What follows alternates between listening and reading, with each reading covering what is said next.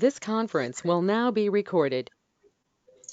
Hello बच्चे, कैसे हैं? तो ये अमीन्स का सेकंड सेशन होगा। मैं उम्मीद करता हूं कि आपने अमीन्स 1, जिसमें हमने मेथड्स ऑफ प्रिपरेशन और फिजिकल प्रॉपर्टीज इंट्रोड्यूस की थी। फिजिकल प्रॉपर्टीज अमीन्स में 1 डिग्री, 2 डिग्री, 3 डिग्री अमीन्स का बॉइलिंग पॉइंट कम होता चला जाएगा, और अल्कोहल्स और अमीन में से अल्कोहल्स का बॉइलिंग पॉइंट ज्यादा होगा। काइंडली रीड इट प्रॉपरली, उसके नोट्स बनाने की कोई जरूरत नहीं है। आज का सेशन बहुत ज्यादा इंपॉर्टेंट एंड इजी होने वाला है। हम आपको अमीन्स की बेसिक स्ट्रेंथ के बारे में कराएंगे, जिसमें से हाई प्रोबेबिलिटी है कि आपके पास क्वेश्चन उठ सकता है, एंड वैसे भी ये आपकी दिनचर्या में भी आपको मदद करने वाला है। तो शुरुआत करते हैं chemical properties of amines, right. और ये जो अमीन्स की केमिकल प्रॉपर्टी है ना, ये अल्कोहल, फिनोल्स, एल्काइल लाइट से थोड़ी सी फर्क है। तो यहाँ पे आपको कल भी बताया था, कल मतलब लास्ट सेशन में, कि थोड़ा सा ज्यादा ध्यान दीजिएगा। Amines are basic, amines are basic because they have lone pair of electron which can be shared with H plus। तो बेटे, इनको हम ल्यूवाइस बेसिस का नाम देते हैं, जिनमें लॉन पेयर होता है। लॉन पेयर को हम Lp लिख देंगे। यहाँ पे नाइट्रोजन के ऊपर एक लॉन पेयर है, जो कि H प्लस जो भी चीज देगा, पानी देगा, HCl देगा, उसके साथ बॉन्ड बना सकता है। इस वक्त वाटर में से प्रोटॉन निकलता है और वो ammonium ion, right, plus OH negative बना देता है। रिमेंबर, ये जो OH नेगेटिव है, ये कहां से आया है? फ्रॉम, इस वक्त पानी से आया है, जिसकी वजह से इसको basic character pH greater than 7 मिल जाएगा। अगर हम Kb लिखें तो it is RnH3 positive into OH negative by RnH2। Important, the more the Kb dissociation constant, the less the pKb, the more basic the strength, right? आप क्या सीख रहे हैं? अमीन्स आर बेसिक, और कौन से बेस हैं? लोएस्ट बेस है। अब हम आपको इसका कंपैरिजन करवाने वाले हैं डिफरेंट अमीन्स में। Amines versus ammonia, aniline versus ammonia, 1 degree, 2 degree, 3 degree amines. ध्यान दीजिएगा, टॉपिक बहुत इंपॉर्टेंट है, और हर पेज जब तक मैं ना कहूं कॉपी करने वाला है बेटे। तो पहला आपके पास लेके आए हैं comparison ammonia versus the aliphatic amine. Remember, these are aliphatic amines. इनका IUPAC name alkanamine, और इनका जो कॉमन नेम होगा एल्काइल अमीन होगा। The ammonia has a lone pair, हम इसको रेफरेंस स्टैंडर्ड मान लेते हैं। वेरस एल्केनामीन में आपके पास एल्काइल ग्रुप है। The alkyl group has plus I effect. तो प्लस आई इफेक्ट क्या करेगा? इलेक्ट्रॉन डेंसिटी को रिलीज करेगा। अगर इलेक्ट्रॉन डेंसिटी नाइट्रोजन के ऊपर रिलीज होके बढ़ जाएगी, तो this is going to be more basic. आपने पहली चीज सीखी है, अमोनिया और एलिफेटिक अमीन में से aliphatic amines are going to be definitely more basic because of plus I effect of the alkyl group. Understand? आगे चलें। अगला कंपैरिजन मैं लेके आ रहा हूं, right, aliphatic versus the aromatic. Ali and aromatic दोनों में लॉन पेयर है। आप देख रहे हैं कि अगर आपके पास एनालीन है, तो एनालीन में आपके पास plus M plus R resonance effect आता है, तो जिसकी वजह से लॉन पेयर यहां से उठ के, मैं पहले फिगर पे हूं, ऑर्थो पोजीशन पे आ जाता है, right, the ortho position electron. उसके बाद इलेक्ट्रॉन डेंसिटी आगे चल के पैरा पे, फिर ऑर्थो पे आपके पास 5 रेजोनेटिंग फोटोनें बन जाती हैं। बट अगर आप इनको रेजोनेटिंग पिक्चर ऑफ एनालीन को देखो, तो due to resonance electron density on nitrogen is decreasing. वो सैर सपाटे के लिए नाइट्रोजन पे ना होके वो ऑर्थो और पैरा पोजीशन पे भी शेयर हो रही है और नाइट्रोजन के ऊपर आपके पास पॉजिटिव चार्ज आ रहा है। ये चीज डेफिनेटली हमारी बेसिक स्ट्रेंथ को कम करेगी। और अगर हम एलिफेटिक अमीन को देखते हैं दोस्तों, तो एलिफेटिक अमीन में प्लस आर इलेक्ट्रॉन डेंसिटी को इंक्रीज कर रहा है। तो अगर आप देखें तो इलेक्ट्रॉन डेंसिटी एरोमेटिक में कम हुई थी, इलेक्ट्रॉन डेंसिटी नाइट्रोजन पे एलिफेटिक में बढ़ रही है। Therefore, aliphatic amine are going to be more basic than aniline. More basic का मतलब बेटा है कि आपके पास के भी ज्यादा होएगा एलिफेटिक अमीन्स का। तो अमोनिया और एलिफेटिक अमीन में से एलिफेटिक और इसमें से आपके पास एलिफेटिक ज्यादा हुई। तो इसका मतलब आपने अभी तक देखा है कि आपके पास एनालीन से ज्यादा अमोनिया से ज्यादा एलिफेटिक अमीन्स ज्यादा बेसिक हैं in general. Understand? Now I will say extremely important. Extremely important. This is not important. Extremely logi. Extremely important. अगर मैं कहूं आज के लेक्चर में सबसे इंपॉर्टेंट डिस्कशन ही ये है तो कोई गलत बात नहीं होगी। आपको ये सब कॉपी करना है समझने के बाद। याद मैं करवा दूंगा। Comparison of basic strength of aliphatic, remember इस वक्त एलिफेटिक अमीन्स की बात हो रही है, in non aqueous medium carbon disulphide, carbon tetrachloride, benzene and aqueous medium पानी में, राइट? दोनों में आएगी, दोनों में कहानी अलग अलग होगी। तो लेट्स प्रोसीड। आप एक बहुत इंपॉर्टेंट डिस्कशन में हैं, आपको मेरे वर्ड्स और मेरा जो रिटन है इसको लिख के नोट्स बनाने हैं। तो हम 1 डिग्री, 2 डिग्री और 3 डिग्री अमीन्स की सबसे पहले गैस फेज और non polar non aqueous medium में आपसे बेसिक स्ट्रेंथ कंपेयर करवाने वाले हैं। Here only electron releasing plus I effect is decisive, important फैसला करता है। तो बेटे 1 डिग्री में एक R ग्रुप है, 2 डिग्री में 2 R ग्रुप है, 3 डिग्री में 3 R ग्रुप हैं, जो कि नाइट्रोजन के ऊपर जो ऑलरेडी इलेक्ट्रॉन डेंसिटी है उसको बढ़ा रहे हैं। इधर जाते हुए plus I effect increases electron density on nitrogen. Therefore, Kb increases, pKb decreases. That is the basic strength increases 1 degree, 2 degree, 3 degree.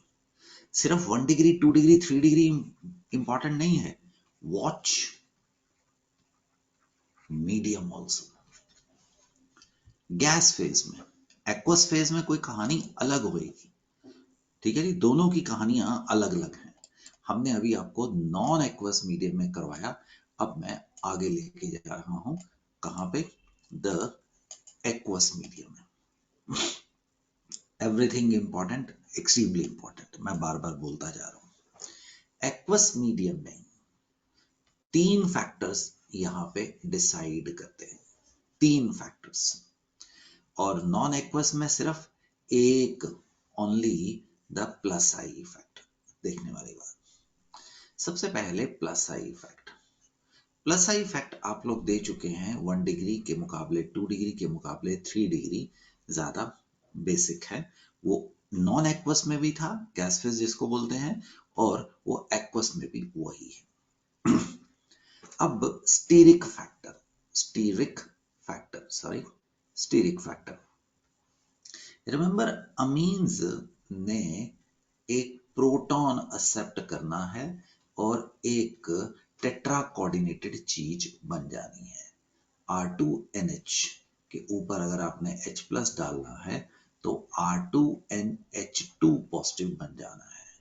R3N ने एक प्रोटॉन एक्सेप्ट करना है और टेट्रा कोऑर्डिनेटेड पॉजिटिव अमोनियम जैसी सब्स्टिट्यूटेड चीज बना देनी है। अब बेटे अटैक होना है तो एक बहुत important factor the steric factor comes into picture. आप खुद देखो, जो 1 डिग्री है उसके ऊपर सिर्फ एक अल्काइल ग्रुप है और 2 डिग्री में 2 अल्काइल ग्रुप है। तो 2 अल्काइल ग्रुप एडिंग प्रोटॉन को स्टीरिक हिंड्रेंस देंगे, 3 सबसे ज्यादा देंगे। तो कौन से वाला चीज सबसे आसानी से बनेगी? This will be formed, yes, in comparison to each other easiest, and this attack यानी कि basic character formed will be the most difficult। तो दोस्तों स्टीरिक फैक्टर किसको फेवर कर रहा है? 1 डिग्री को, 2 डिग्री को और 3 डिग्री को सबसे कम। देखो प्लस आई इफेक्ट ने 3 डिग्री को सबसे ज्यादा बना दिया था और स्टीरिक फैक्टर ने प्लस आई को सबसे कम बना दिया था। You remember hydration energy. What is hydration energy? मान लीजिए यहां पे आपके पास RNHH है, मान लीजिए आपके पास RHH है, मान लीजिए 3 डिग्री से आपके पास जो बना है वो ये है, सब में नाइट्रोजन के ऊपर पॉजिटिव चार्ज है। तो अगर आप इनको एक्वस मीडियम मायने पानी में डालेंगे तो पानी में पॉजिटिव और नेगेटिव दोनों है। तो what is going to happen बेटे, यहां पे जो हाइड्रोजन है वो 3 है, राइट? यहां पे जो हाइड्रोजन को देखो वो 2 है और यहां पे जो आपके पास हाइड्रोजन है वो सिर्फ 1 है। तो बेटे जो आपका हाइड्रोजन बॉन्डिंग है वो तो हाइड्रोजन या ऑक्सीजन से होनी है दोस्तों। तो इधर आपके पास जो हाइड्रोजन बॉन्डिंग होनी है वो यहां से 3 जगह से होगी, 3 जगह से बॉन्ड बनेंगे। जब भी बॉन्ड बनता है एनर्जी निकलती है, स्टेबिलिटी आती है, यहाँ पे कम कम होता चला जाएगा। तो क्या मैं ऐसा कह सकता हूं कि ये जो चीज बनी है 1 डिग्री से, this is going to be most hydrated and this is going to be बेटे लीस्ट हाइड्रेटेड। तो this is going to be least stable and this is going to be बच्चों the maximum stable। तो ये सबसे ज्यादा stable, मोर formed कहानी होगी, ठीक है जी। I repeat, hydration energy is the amount of energy release जब किसी चीज को जाके पानी चिपक जाता है।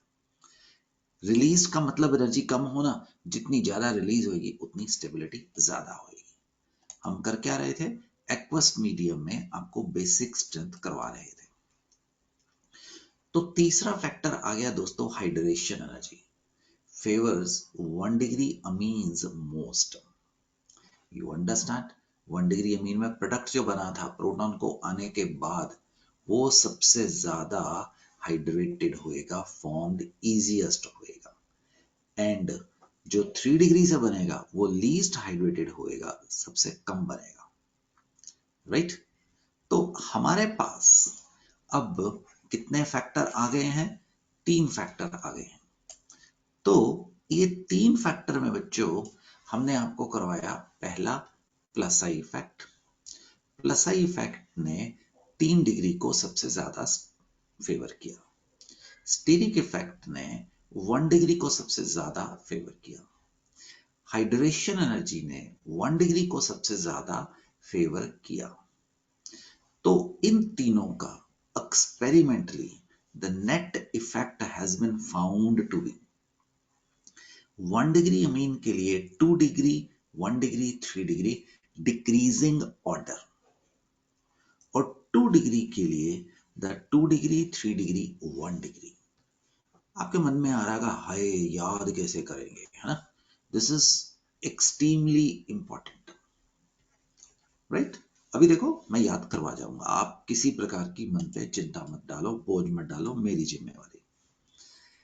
1 डिग्री अमीन्स, जिसको हम मिथाइल अमीन्स भी बोल सकते हैं, क्या बोला? 2 1 3, 2 डिग्री, 1 डिग्री, 3 डिग्री। सिर्फ ये मत याद करो, ये भी करो decreasing order. 2 degree is most basic. Dimethylamine, methenamine, and trimethylamine is for 1 degree amine. For the ethylamines, for ये मैंने 1 डिग्री अमीन्स लिखा है, दिस इज गलत लिखा है, इसको ठीक कर देते हैं बेटे। इसको मीथाइल अमीन, इसको ethyl amines, right?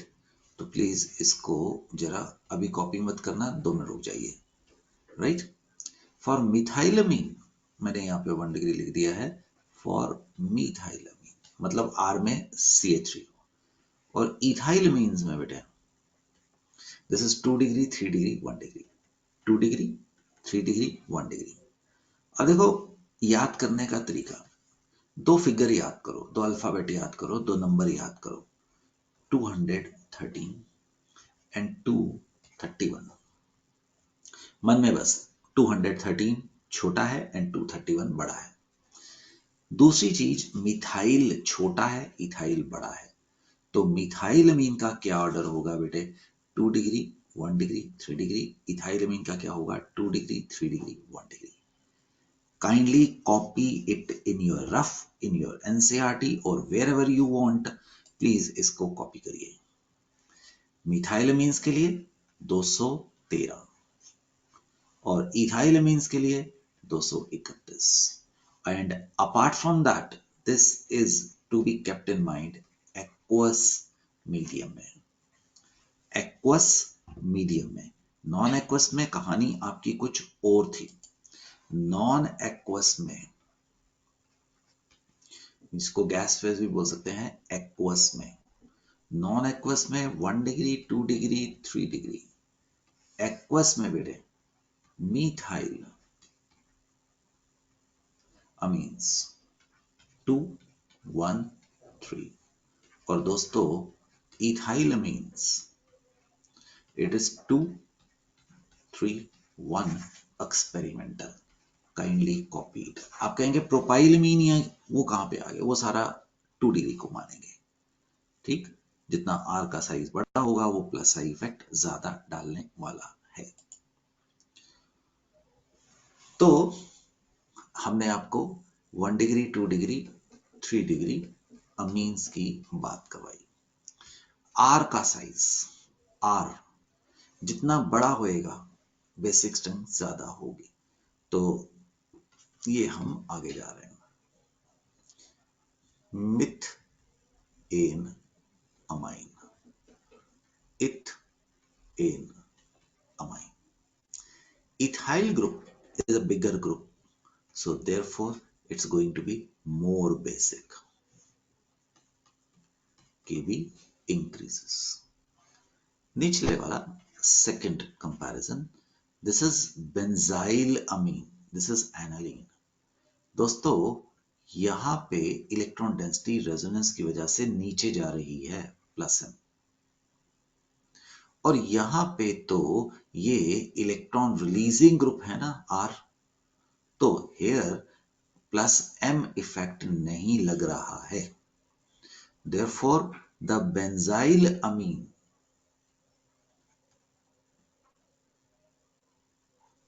is more basic than benzenamine, जिसका दूसरा नाम क्या है?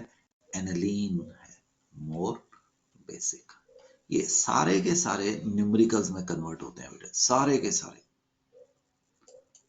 Now electron withdrawing group decreases, खींच के कम करेगा, and electron releasing group increases the basic strength. Everything has to be copied. ऐसा करने का मतलब होता है ऑर्थो बेटा पैरा। मान लीजिए आपके पास उसने आगे पूछा कि तुम मुझे बताओ कि यहाँ पे एनालीन है, एनालीन में ग्रुप का क्या फर्क होगा। तो अगर मैं यहाँ पे COH लगा दूं और अगर मैं यहाँ पे CH3 लगा दूं, सो ये इनका इंक्रीजिंग बेसिक स्ट्रेंथ बन जाएगा। आई रिपीट, Kb ज्यादा Pkb come is basic strength बताता है। समझ गए हैं? ये उसने उसकी स्ट्रेंथ बता दी है बेटे। The base weakening effect of electron withdrawing group and base strengthening effect of electron releasing is more at para position than at the meta position. The base अगर इलेक्ट्रॉन विड्रॉइंग ग्रुप पैरा पे लगा है तो वो ज्यादा कम करेगा as compare to ortho position पे या मेटा पोजीशन पे लगा है। तो देखिए, this is going to increase, this is electron releasing group, याद है ना, ERG increases Kb, decreases Pkb। तो ERG ने बढ़ा दिया eight which position, the para, और ये कहां था, द मेटा। अब यहां पे क्या था, electron withdrawing group, right, increases Pkb, that is decreases basic strength। तो अब देख रहे हैं अगर पैरा पोजीशन पे है तो उसका इफेक्ट ज्यादा होगा as compare to meta position. This is para. तो पैरा वाला अगर इलेक्ट्रॉन रिलीजिंग है सदा मेटा से ज्यादा बेसिक होएगा। पैरा वाला अगर इलेक्ट्रॉन विड्रॉइंग ग्रुप है तो वो सदा मेटा से कम बेसिक होएगा, right. SIP effect, SIP effect, steric hindrance of protonation, inhibition of protonation, not in CBSE syllabus। अगर आप पढ़ना चाहें तो आप यहां से देख सकते हैं, मैंने इंफॉर्मेशन यहाँ पे डाली है। Every ortho substituted aniline is less basic than aniline. It may be electron withdrawing or electron releasing group। बस आप इसको कॉपी कर सकते हैं, राइट। तो ये कुछ कहने की कोशिश कर रहा है। वही स्टेरिक हिंड्रेंस, यहाँ पे स्टेरिक हिंड्रेंस पहले में कम है और दूसरे में स्टेरिक हिंड्रेंस ज्यादा है, so that is going to be less basic. मैं यहाँ पे बेटे NICS लिख देता हूँ, आप रीड जरूर कर लेना, समय का कुछ पता नहीं होता है। जितनी स्टेरिक हिंड्रेंस प्रोटॉन को मिलेगी मोटे तौर पे बेसिक स्ट्रेंथ उतनी कम हो जाएगी। This is, kindly read it for your general knowledge.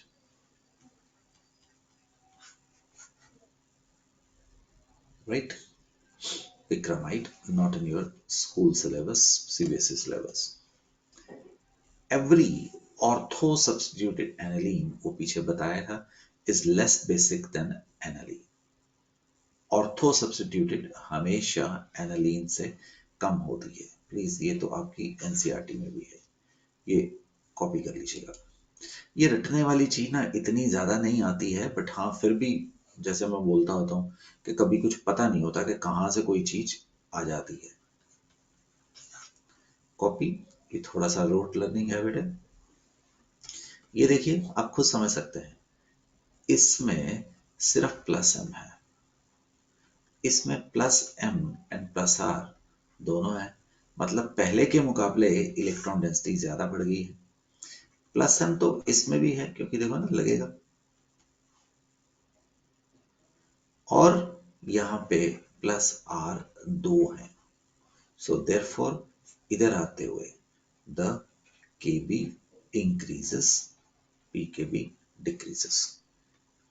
क्या सीख पा रहे हो? When nitrogen atom of aniline are substituted, एक substitution, दो substitution, the basic strength is definitely going to increase।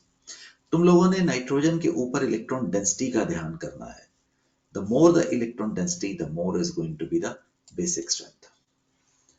अब अपने आप समझो, एक phenyl, phenyl is electron withdrawing group, दो फिनाइल, तीन फिनाइल, तो इधर जाते हुए लेफ्ट टू राइट जाते हुए, यस बेटे, basic strength decreases. More alkyl, basic strength increases. More phenyl, the basic strength decreases. ये तो अभी आपने कर ही लिया था, ठीक है ना जी। राइट हैंड साइड पे प्लस एम है और उसमें प्लस आर है, ये भी हमने कहीं पे देखा है। अब देखिए ना, इस वाले में रेजोनेंस है पुत्रों। ये जो नाइट्रोजन है, ये सैर सपाटे के लिए अपने इलेक्ट्रॉन को ऑक्सीजन की तरफ दे देता है, यहाँ पे पॉजिटिव चार्ज। देयरफॉर अगर मैं अमीन्स और अमाइड्स का कंपैरिजन करूं तो amines are more basic, these are more basic. ये शायद आप भूल गए, आपको कहीं पे करवाया था सेमी कार्बाजाइड में आपके पास 2 NH2 ग्रुप है, राइट। बट उनमें से जो CONH2 वाला है वो न्यूक्लियोफिलिक एडिशन में aldehyde ketones followed by elimination of water में पार्टिसिपेट नहीं करता है। पढ़ लेना, guanidine, this is guanidine. Carbon के पास, राइट, तीनों जगह पे नाइट्रोजन लगे हैं। कार्बन की वैलेंसी 4 है, तो एक जगह पे, राइट, हाइड्रोजन 1 है, वैलेंसी उसकी 3 है ना, यहाँ पे 2 हाइड्रोजन है, यहाँ पे 2। It's a very very powerful base because of highly equivalent 3 structure.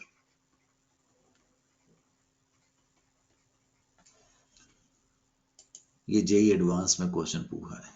This is guanidine, this is amidine. इसके 3 इक्विवेलेंट स्ट्रक्चर बनेंगे, इसके 2 इक्विवेलेंट स्ट्रक्चर बनेंगे। सो guanidine और amidine में आपके पास guanidine is more basic. Please do it yourself, pause करो, सोचो। एक हिंट दे रहा हूं, fourth is going to be most basic, तो आपका आंसर ए या डी में से रह गया। अब जितनी रेजोनेंस होएगी उतना ज्यादा आपके पास क्या होएगा, बेसिक स्ट्रेंथ कम होएगी। अच्छा हिंट, एक ग्वानिडीन है, एक अमाइडीन है इनमें, तो आंसर आ जाएगा। पॉज। ये बेटे मैंने आपकी एनसीईआरटी में से लिया है, please try to understand, draw structures and copy, increasing decreasing order में। ये देखिए, ये क्या है, मिथेनामाइन। इसमें क्या था,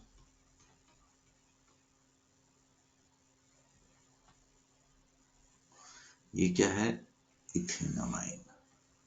इसमें क्या था,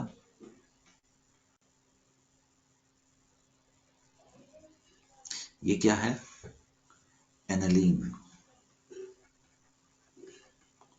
वर्सेस फिनाइल मिथेनामाइन। ये क्या है, N methyl aniline, N dimethyl aniline. This is important my dear friends, ये मैंने आपकी एनसीईआरटी में से ये चीज उठाई हुई है, तो उसको प्लीज देखिएगा आराम से बैठ के। अब बेटे आपके पास ना क्वेश्चन आएंगे, arrange the following in decreasing order of their basic strength. अब देखो, इसने तो मीडियम बताया नहीं, अगर मीडियम नहीं बताया तो डिफॉल्ट मीडियम इज एक्वस, ठीक, aqueous medium. Please solve it and watch the answer on the next page. 2 degree, 1 degree. This is ammonia and this is aniline. We did it. Homework. इसको बगैर किए आगे नहीं जाना है। अगर आप इसको बगैर किए आगे गए तो ये जो हमने पीछे सीखा था वो दिक्कत आएगी। Kindly do it yourself, copy it right now. इसको आगे मत लेके जाओ बेटे, अभी अभी अभी अभी के अभी इसको खत्म करो, ये आपके लिए जरूरी है, बहुत जरूरी है। Complete the following acid base reaction and name the product. कुछ भी नहीं करना पुत्रो, इधे नाल H लगा देना। C3H7 NH3 positive, C2H5 3 NH positive Cl negative। That's it, कुछ भी नहीं करता है। होमवर्क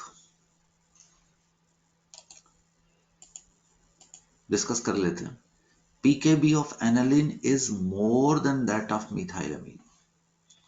याद करो क्या कह रहा है, aniline is less basic। एक में प्लस I इफेक्ट है, एक में प्लस M इफेक्ट है। ethylamine is soluble in water, whereas aniline is not। ये जो है ना, ये पार्ट, दिस इज, ये फिजिकल प्रॉपर्टी में कराया गया। This is hydrophobic, this is पानी से डरता है, दिस इज क्वाइट लार्ज है। तो क्वाइट लार्ज है तो वो NH2 नाइट्रोजन एंड हाइड्रोजन को वाटर के साथ हाइड्रोजन बॉन्डिंग नहीं बनाने देता। जितना बड़ा R का साइज होएगा उतना पानी के अंदर सॉल्युबिलिटी और कम होएगी। द थर्ड पार्ट इंपॉर्टेंट है, तो उसको मैं खुद कर रहा हूं।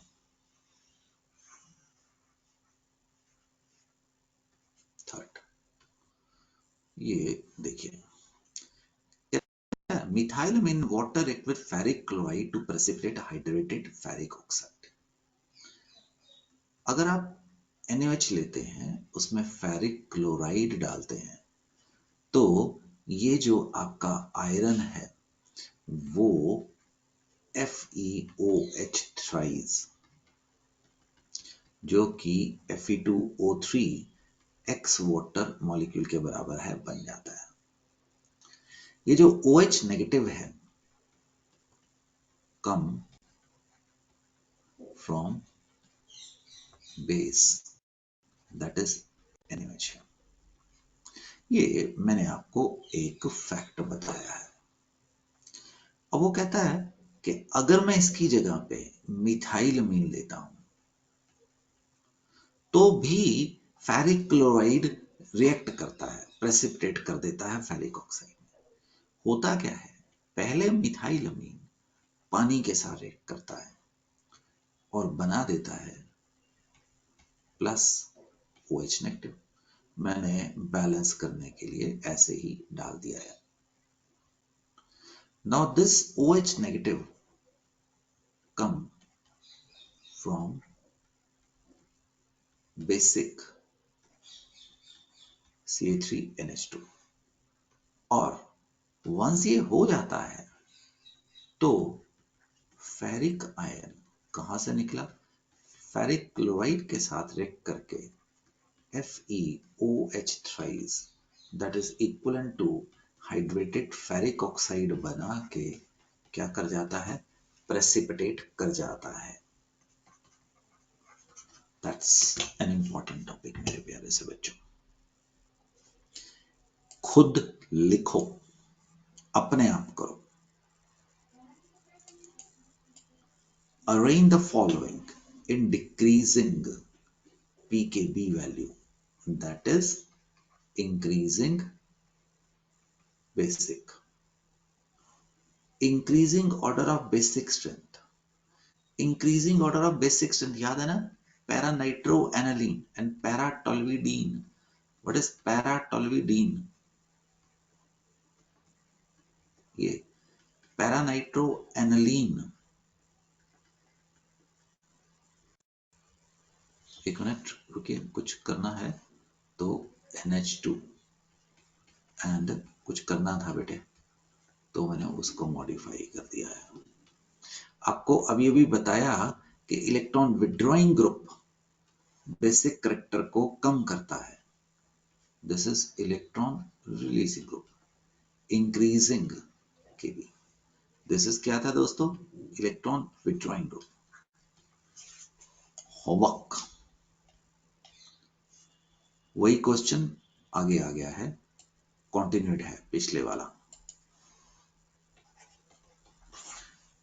चाहूं तो मैं भी कर दूं, बट आप खुद करिएगा प्लीज, दैट्स द होमवर्क। बेटे ये ना बहुत ज्यादा बार पूछे जाने वाले क्वेश्चन है पुत्रों, तो प्लीज इसको जरा ध्यान से कर लीजिएगा।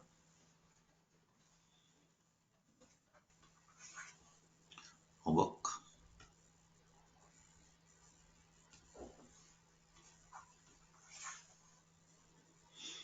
करेक्ट ऑर्डर ऑफ बेसिसिटी,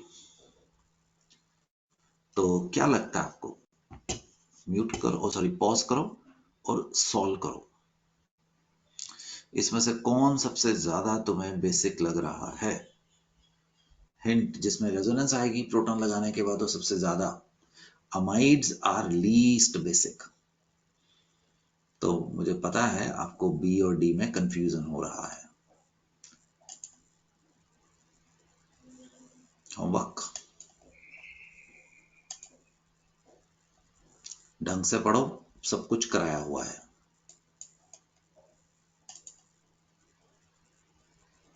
अभी अभी कराया,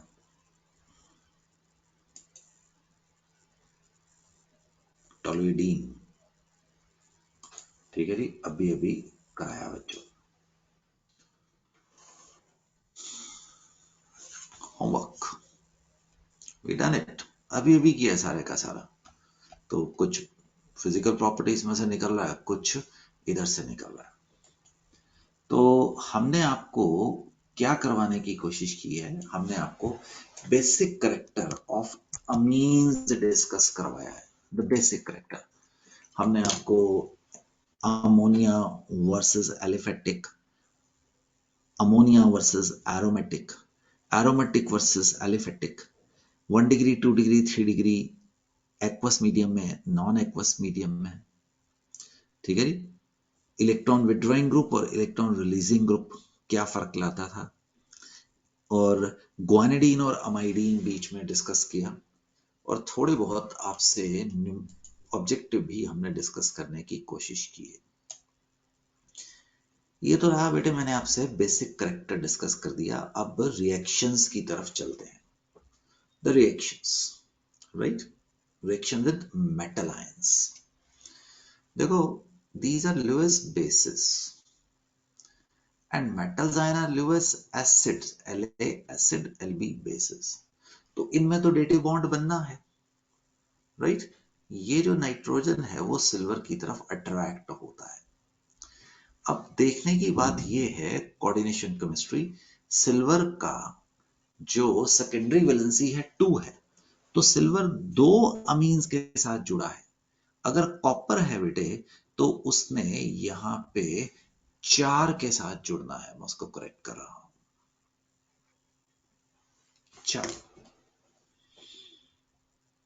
तो ये हुआ क्या है, it is Lewis acid Lewis base, dative bond आपस में बन गया है।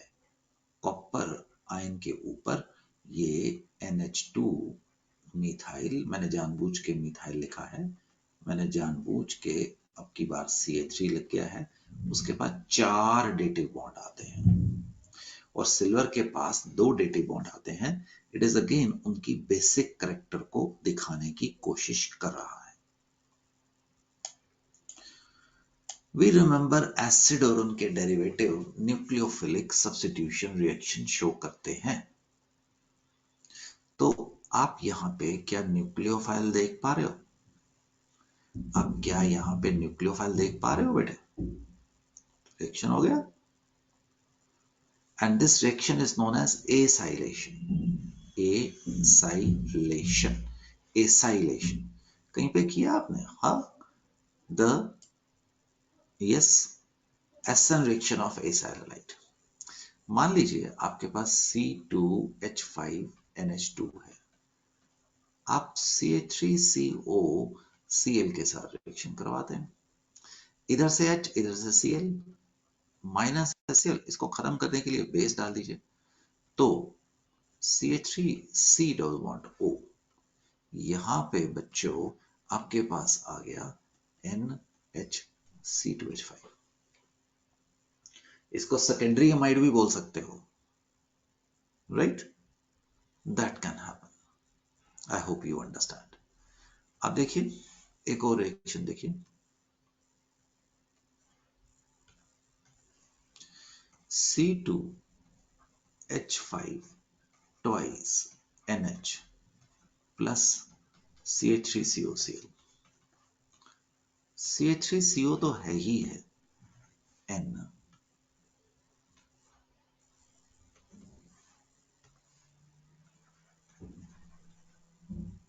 C2H5,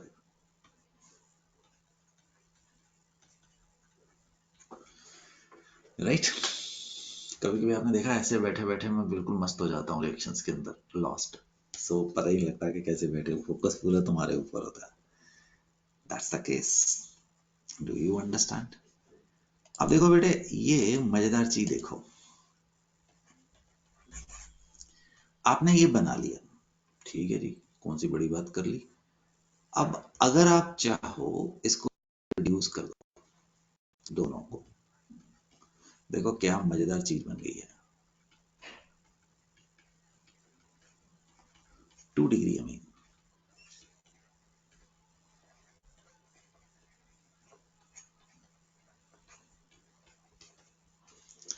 3 degree amine. You notice कैसे हम आगे इस रिएक्शन को यूज कर सकते हैं। आप भले ही एसाइल हेलाइड डाल दीजिए या एनहाइड्राइड डाल दिए, दोनों ही तो एसन रिएक्शन शो करते हैं। ये कहना चाह रहा है आप यहाँ पे CO O CO CH3 डाल दो, तभी भी तो बेटे यही ग्रुप आ रहा है, अभी भी तो वही ग्रुप आएगा। वहां पे HCl मिला था, वहां पे एसिटिक एसिड मिल जाएगा, ठीक है। इसकी जगह पे आप ये डाल दीजिए या आप ये डाल दीजिए, एक ही बात है। और इस रिएक्शन को हम क्या बोल सकते हैं? Acylation, acylation, acylation RCO।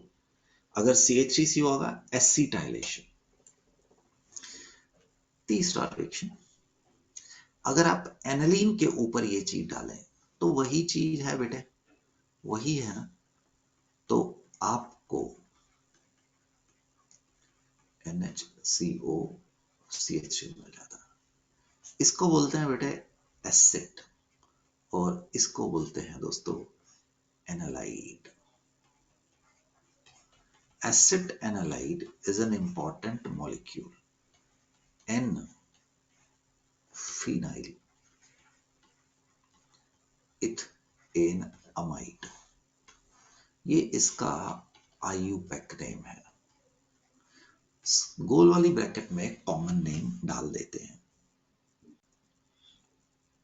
इसको एसाइलेशन बोल सकते हैं। प्लीज यहाँ पे एसिड एनालाइट का फॉर्मूला दिमाग में डालो। अगर आप एसिड एनालाइट डाले थे तो कोई और चीज बनती है, एक मिनट दीजिएगा। तो यहाँ पे बेटे एक काम करना है, ये राइट अब हो गया, तो उसको मैं ठीक कर रहा हूँ, वो गलती थी। यहाँ पे पीएच लगा हुआ है, पीछे CH3 लगा हुआ था, ठीक है जी। पीछे मैंने कहीं पे किया, अच्छा यहाँ पे किया, वो CH3 लगा हुआ है, यहाँ पे पीएच लगा हुआ है यहाँ पे। So that is known as acetylation, this is known as benzoylation. तो benzoylation is known as Schotten Baumann reaction. Remember benzoylation even phenols की भी आप लोगों ने की है।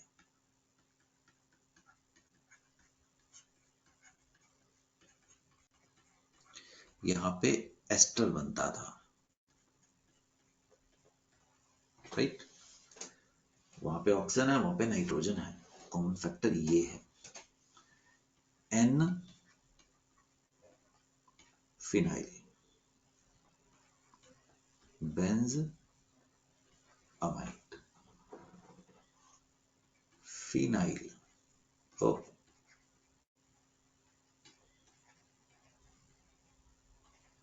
benzoate.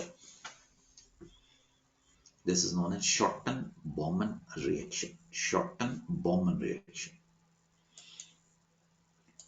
Where have you seen this reaction? याद करो, कहां देखा है? सोचो, मैं तो भूल गया। अच्छा, okay okay okay okay okay, ये तुमने देखा था वो 7 रिएक्शन जो आए थे एल्डिहाइड कीटोन्स के, अमोनिया के साथ इमाइन बनती थी और द 1 डिग्री अमीन के साथ सब्स्टिट्यूटेड इमाइन्स या शिफ्स बेस और एनिल्स बनते थे. Nucleophilic addition followed by elimination of water. हम एक लेक्चर इसका और लगाएंगे और इसको खत्म कर देंगे. एक लेक्चर तो मैं लगाऊंगा क्योंकि मैं चाहूंगा कि इसको आराम से गाते हुए हम खत्म करें. 2 degree amine react with aldehyde and ketone having alpha hydrogen to form enamine. पीछे जो रिएक्शन आया था बेटे वो 1 डिग्री अमीन का था. दैट इज दोनों में फर्क क्या है? 1 डिग्री अमीन एल्डिहाइड कीटोन के साथ बनाती है शिफ्स बेस और एनल्स. 2 डिग्री अमीन एल्डिहाइड और कीटोन के साथ बनाती है enamines, राइट? enamine. तो दैट इज enamine और enamine आपके स्कूल के लिए आपको नहीं करना है. आपको सिर्फ 1 डिग्री अमीन्स के ऊपर ही आपने रहना है. इससे आगे आपने नहीं जाना है. ठीक है बच्चों? So that is not to be done right now. आज नहीं लेके जाऊंगा इंपॉर्टेंस की वजह से. हम अमीन्स के टेस्ट में लेके जाएंगे आपको अगली क्लास में. Isocyanide, Hofmann mustard oil test, nitrous acid के साथ रिएक्शन करवाएंगे. ये इंपॉर्टेंट हैबिट है. बेंजीन डायजोनियम क्लोराइड लेके आऊंगा. तो एजो कपलिंग या रिएक्शंस में लेके जाऊंगा. हिंसबर्ग रिएजेंट, ये बड़े इंपॉर्टेंट हैबिट है. तो मैं ना इसको स्पेशल क्लास में ही इसको लेके जाऊंगा. तो अभी के लिए हम यहाँ पे रुकने वाले हैं और आपको कंटिन्यू करवाऊंगा टेस्ट फॉर अमीन्स, राइट? तो यहां से मेरे बच्चों हम अगली क्लास में आगे बढ़ने वाले हैं. तो तब तक के लिए जय हिंद. और आप प्लीज इसको कॉपी करने वाले हैं, इसको देखने वाले हैं. और जहां पे मैंने NICS लिखा था वहां पे आपने ज्यादा कोई बस रीड करके आगे निकल जाना. और जितनी भी प्रॉब्लम्स आई थी बेटे NCERT के, उसको अभी आज ही खत्म करना है. उसको अगली क्लास में पेंडिंग नहीं रखना है. ओके? तो उसको बेसिक स्ट्रेंथ के ऊपर आपको क्वेश्चन आना ही आना है. बेसिकली मैंने आज आपको कहा था कि मैं ध्यान दूंगा कि आपके पास बेसिक स्ट्रेंथ अमीन्स की लेके आऊंगा. ठीक है? तो हमने बेसिक स्ट्रेंथ अमीन्स की आपको करवाई है. तो यहाँ पे बच्चों ब्रेक मारने वाले हैं और कंटिन्यू करेंगे टेस्ट फॉर अमीन्स एंड एजोडाइज की तरह. सारे टेस्ट ही हैं तकरीबन एक तरीके से. अगली क्लास में ये खत्म कर देंगे बेटे. बाय. जय हिंद. Good luck.